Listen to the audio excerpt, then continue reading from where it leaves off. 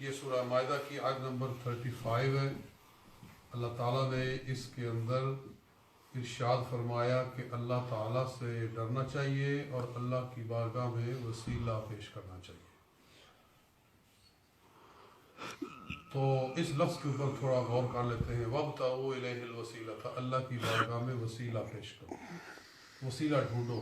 ابتغوا مطلب ہوتا ہے طلب کرو، اطلبوا ڈھونڈو، تلاش کرو، الیہ اللہ کی طرف، الوسیلہ۔ تو اس کے 4 معنی بیان کیے گئے ہیں، میں نے اپنی تفسیر میں لکھے ہیں۔ پہلی ہے کہ نیک اعمال کرو تاکہ تم اللہ کی بارگاہ میں قرب پالو، کہ اچھے اعمال سے بندہ اللہ تعالیٰ کے قریب ہو جاتا ہے۔ وسیلہ کا مطلب ہے کہ ہر وہ کام کہ جس سے بندہ اللہ تعالیٰ کے قریب ہو جائے۔ تو سب سے پہلے نیک اعمال ہیں، اور اس پر وہ حدیث بخاری ہے کہ سرکار علیہ السلام نے ارشاد فرمایا کہ لا یزال العبد یتقرب الی بالنوافل حتی کنت سمعہ الذی یسمع بہ۔ سبحان اللہ۔ کہ اللہ تعالیٰ ارشاد فرماتا ہے کہ بندہ نوافل سے میرے قریب آ جاتا ہے حتیٰ کہ میں اس کے کان بن جاتا ہوں جن سے وہ سنتا ہے، وَسَمْعَهُ الَّذِي وَبَصَرَهُ الَّذِي يُبْصِرُ بِهِ، اور میں اس کی نگاہ بن جاتا ہوں جن سے دیکھتا ہے۔ آپ یہ علماء سے یہ حدیث سنتے رہتے ہیں۔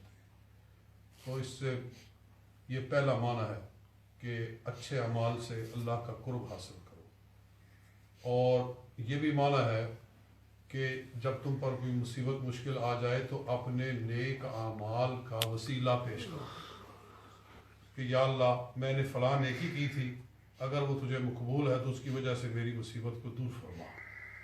یہ بھی وسیلے کا ایک طریقہ ہے کہ بندہ اپنے اچھے اعمال جو اس نے سابقہ زندگی میں کیے ہیں ان کو اللہ کی بارگاہ میں پیش کر کے اپنے لیے دعا کرے۔ اور اس پر بھی وہی بخاری کی حدیث ہے کہ وہ 3 آدمی سفر پہ نکلے اور وہ غار میں پھنس گئے، جیسا کہ آپ نے یہ حدیث بارہا علماء سے سنی ہوئی ہے یا پڑھی ہے کہ جب وہ پھنس گئے تو ان میں سے ہر کسی نے کہا کہ اپنے اعمال کا وسیلہ پیش کرو۔ تو ایک نے کہا کہ میرے پاس مزدور آیا تھا اور اس نے مزدوری کی پوری، جب اس نے مجھ سے اپنی مزدوری کا حق مانگا تو میں نے اس کو تھوڑا دیا تو وہ ناراض ہو کر چلا گیا، اس نے مجھ سے کچھ نہیں لیا۔ تو مجھے بعد میں احساس ہوا اور میں نے اس کے جو پیسے تھے ان سے میں نے بکریاں خرید لی، اور اس کے نام پر میں نے وہ بکریاں جنگل میں چھوڑ دی کہ چرتی رہے۔ تو ان بکریوں میں اضافہ ہوتا رہا حتیٰ کہ ایک وادی بھر گئی۔ پھر کچھ سالوں کے بعد وہ مجھے ملا تو میں اسے لے گیا اور میں نے کہا یہ ساری وادی جو مال کی ہے بھری ہوئی یہ سب تیری ہے، کہ تیرے ہی مال سے یہ ساری وادی بھر گئی ہے۔ تو وہ بہت خوش ہوا۔ تو یا اللہ وہ جو میں نے نیک کام کیا تھا اگر تجھے پسند ہے تو اس وجہ سے ہمیں اس غار میں سے نجات عطا فرما۔ تو اللہ تعالیٰ نے وہ پتھر جو غار کے اوپر آ کر گھرا تھا وہ تھوڑا سا پیچھے کر دیا، اور اسی طرح سے ایک تو یہ ہو گیا، اور دوسرا بولا کہ یا اللہ میں اپنے باغ میں بیٹھا ہوا تھا کہ میری چچا زاد ایک آئی، میرے چچا کی بیٹی کزن، اور اس نے مجھ سے پھل مانگا تو میں نے اس سے برائی کا تقاضا ظاہر کیا۔ اس نے کہا کہ اللہ سے ڈرو، تو مجھے خوف آیا اور میں نے اس کو چھوڑ دیا۔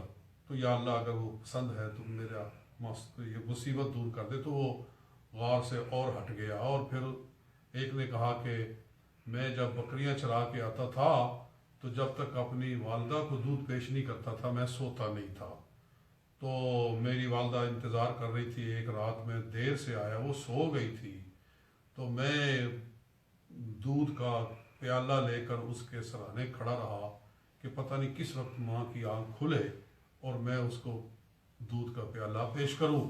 وہ ساری رات سوئی رہی اور میں ٹھنڈی رات میں وہ دودھ کا پیالہ لے کر اس کے سرانے کھڑا رہا۔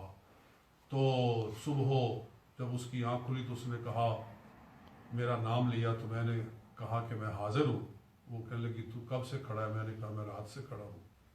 تو تو اس کا بہت دل خوش ہوا اور اس نے میرے لیے بہت دعا کی، تو یا اللہ اگر یہ پسند ہے تجھ کو تو اس وجہ سے میری مصیبت کو دور کر دے۔ تو اللہ تعالیٰ نے اس پتھر کو اور پرے کر دیا اور پھر اتنا رستہ بن گیا کہ تینوں باہر نکل آئے۔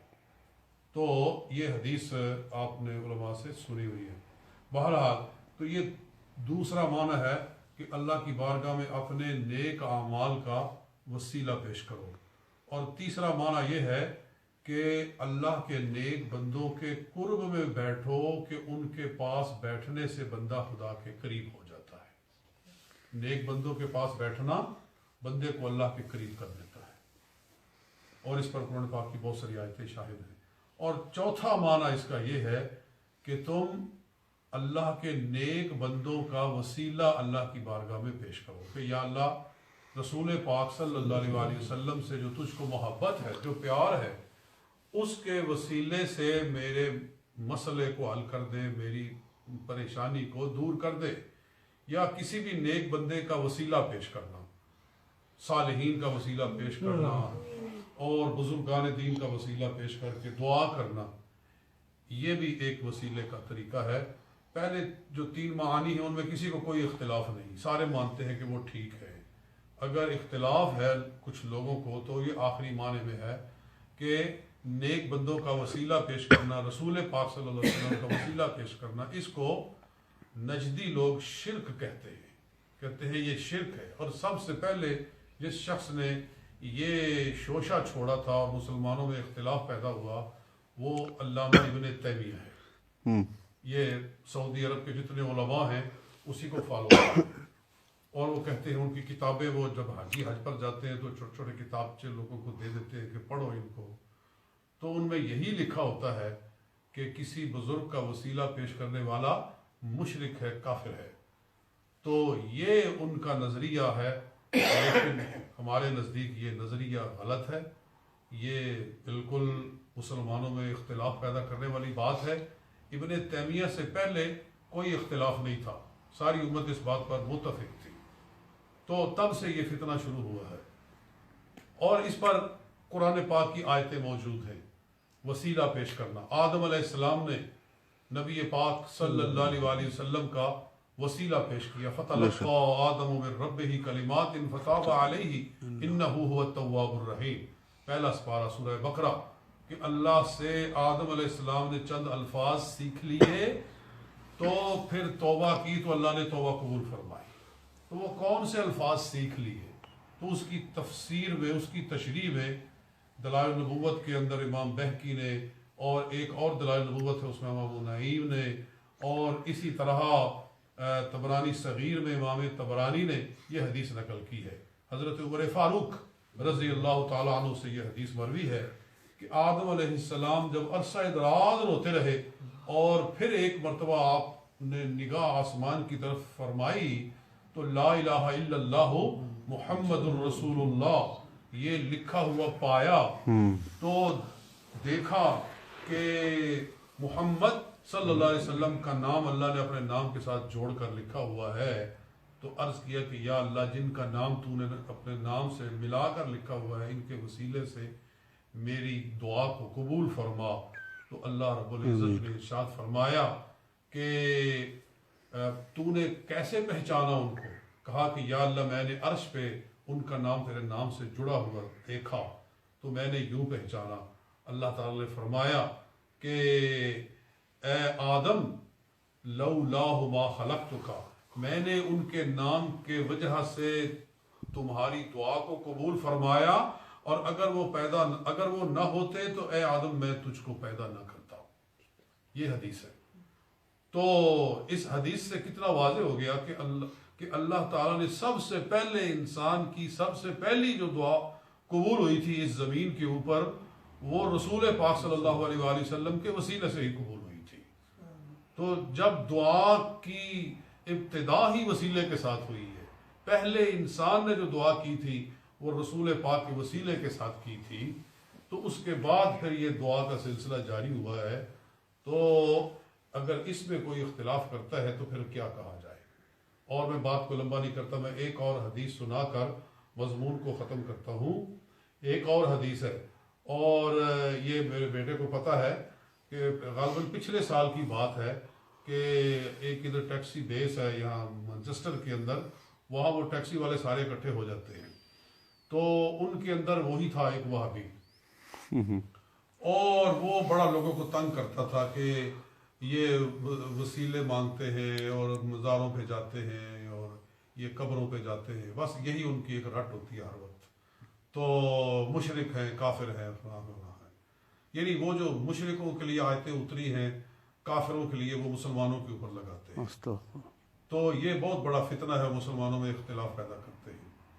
تو انہوں نے کہا کہ بھائی ہم تو اتنے پڑھے ہوئے نہیں ہیں، وہ جو سنی وہاں ٹیکسی ڈرائیور تھے، تو ہم کسی اپنے سنی عالم سے تمہاری بات کروا سکتے ہیں۔ وہ اس کو اٹھا کر میرے پاس لے آئے یہاں ہمارے گھر میں، تو اسی بات پر آ گئے کہ وسیلہ شرک ہے، تو وہ کہنے لگا کہ اس پر کوئی صحیح حدیث نہیں ہے، تو میں نے کتاب اس کے سامنے کھول کر رکھ دی کہ یہ لو کتاب، یہ حدیث ہے، امام طبرانی نے طبرانی صغیر کے اندر حدیث لکھی ہے، اور حدیث کے جو راوی ہیں ان کا نام ہے حضرت عثمان بن حنیف رضی اللہ تعالیٰ عنہ، صحابی ہے، وہ حدیث روایت کرتے ہیں، کہتے ہیں کہ ایک آدمی نے مجھ سے کہا کہ میں حضرت عثمان غنی اس وقت خلیفۃ المسلمین تھے، ان کے پاس جاتا ہوں اپنی کسی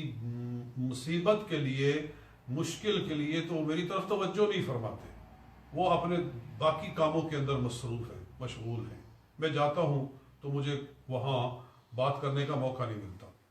تو انہوں نے فرمایا، حضرت عثمان بن حنیفہ صحابی ہے، کہتے ہیں کہ میں تجھ کو وہ دعا سکھاتا ہوں جو دعا رسول پاک صلی اللہ علیہ وسلم نے ایک نبینہ شخص کو سکھائی تھی، اور اس نے وہ دعا کی تو اللہ نے اس کی آنکھیں ٹھیک کر دی تھی، وہ دعا میں تجھ کو سکھاتا ہوں۔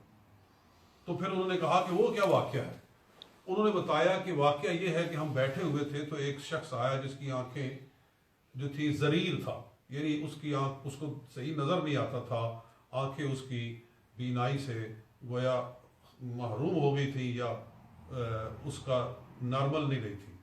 تو رسول اللہ صلی اللہ علیہ وسلم نے ارشاد فرمایا کہ تم جاؤ، وضو کرو، 2 نفل پڑھو، اور پھر یہ دعا کرو، اللہم انی اسألک وتوجہ الیک بحبیبک محمد صلی اللہ علیہ وآلہ وسلم ان تکشف عن بصری، کہ یا اللہ میں تجھ سے تیرے محبوب محمد صلی اللہ علیہ وسلم کے وسیلے سے دعا کرتا ہوں کہ تو میری آنکھوں کو درست فرما دے۔ یہ دعا رسول پاک نے خود سکھائی تھی اس صحابی کو۔ تو وہ کہتے ہیں کہ وہ گیا، اس نے وضو کیا، 2 نفل پڑھے، اور ابھی ہم وہیں بیٹھے ہوئے تھے، ابھی زیادہ دیر نہیں گزری تھی کہ وہ آدمی آیا، فقد کشف اللہ عن بصرہ، اور اللہ نے اس کی آنکھوں کو ٹھیک کر دیا تھا۔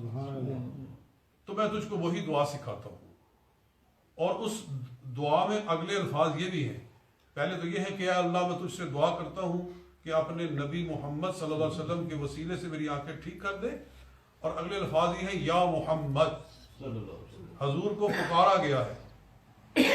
جی آج ہم کہتے ہیں نا یا رسول اللہ، تو لوگ کہتے ہیں کہ شرک ہے، تو اس حدیث میں یہ بھی اگلے الفاظ ہیں، اور آج بھی میرے پاس وہ حدیث کی کتاب طبرانی صغیر الموجم الصغیر للطبرانی موجود ہے، اور ساری دنیا میں موجود ہے۔ تو یا محمد انی اتوجہ الی ربک، انی اتوجہ بک الی ربی ان یکشف عن بصری، اے محمد صلی اللہ علیہ وسلم میں آپ کے وسیلے سے دعا کرتا ہوں کہ اللہ میری بینائی کو درست فرمائے۔ تو اس میں رسول پاک کو یا محمد کہہ کر پکارا بھی گیا ہے۔ بہرحال وہ دعا عثمان بن حنیف نے اس شخص کو سکھائی، اور اس نے وہ دعا پڑھی اور پھر گیا، تو حضرت عثمان نے اپنے سارے کام چھوڑ کر اس کی بات کو سنا اور اس کی ساری مشکل کو حل کیا۔ وہ آدمی باہر آ کر حضرت عثمان بن حنیف کا بڑا ہی شکر گزار ہوا کہ آپ نے یقیناً میرے لیے کوئی سفارش کر دی ہے وہاں، اور میرا مسئلہ انہوں نے فوراً جاتے ہی حل کر دیا ہے۔ انہوں نے فرمایا کہ اللہ کی قسم میں نے ان سے کوئی بات نہیں کی، بس تجھ کو جو دعا سکھائی تھی اس کے سوا کوئی بات نہیں ہوئی ہے۔ وہ کہنے لگے کہ اس دعا کے پڑھنے سے ایسی برکت ہوئی ہے کہ انہوں نے سارے کام چھوڑ کر میرے مسئلے کو سب سے پہلے حل کیا. اور آگے امام طبرانی حدیث کو لکھ کر کہتے ہیں وَهَذَا الْحَدِيثُ حَدِيثٌ صَحِيحٌ وَهَذَا الْحَدِيثُ حَدِيثٌ صَحِيحٌ. یہ حدیث صحیح ہے. تو اس کے سامنے رکھی تو اتنا پسینہ آیا اس وہابی کو کہ بیچارے کو بات کرنے کا کوئی رستہ نہیں ملتا تھا. تو کہنے لگا کہ ہم اس پر دوبارہ بات کریں گے. قریباً 1 مہینہ گزر گیا. ایک دن اس کو اٹھا کر پھر لے آئے. ہم نے پھر وہیں سے بات شروع کی کہ 1 مہینہ پہلے ہم نے تجھ کو وہ حدیث پیش کی تھی, تو مہینہ پورا گزر گیا, تو نے کہا تھا میں اس پر بات کروں گا. اس نے یقیناً اپنے جو بڑے علماء ہوں گے ان سے بات کی ہوگی اور پوچھا ہوگا. تو کہنے لگا نہیں, اس حدیث کو چھوڑو, کوئی اور بات شروع کرتے ہیں. یہ میں بالکل اپنے سامنے قرآن پاک میرے سامنے پڑھا ہوا ہے اور میں درس قرآن پاک دے رہا ہوں اور یہ برخوردار بھی موجود تھا, ویڈیو ریکارڈ بھی ہوئی تھی, وہ ریکارڈ بھی ہوا تھا. یعنی بالکل کوئی اس کے پاس جواب نہیں تھا.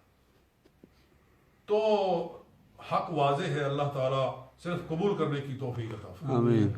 تو یہ بات ہوئی ہے کہ اللہ کی بارگاہ میں وسیلہ پیش کرو, یعنی اپنے اعمال کا بھی وسیلہ ہے یا نیک بندوں کے پاس بیٹھنے کا بھی وسیلہ.